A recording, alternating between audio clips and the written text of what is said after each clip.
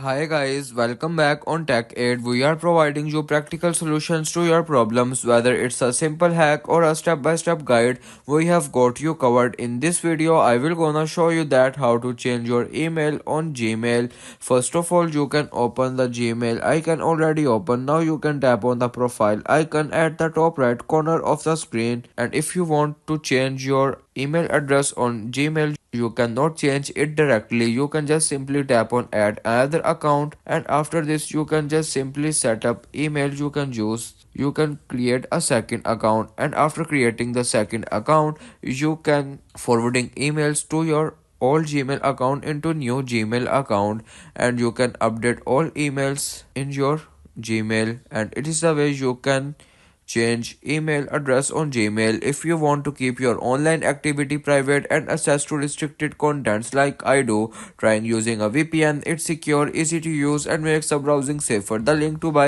is in the description below. If this tutorial helped, don't forget to like the video and subscribe for more practical solutions.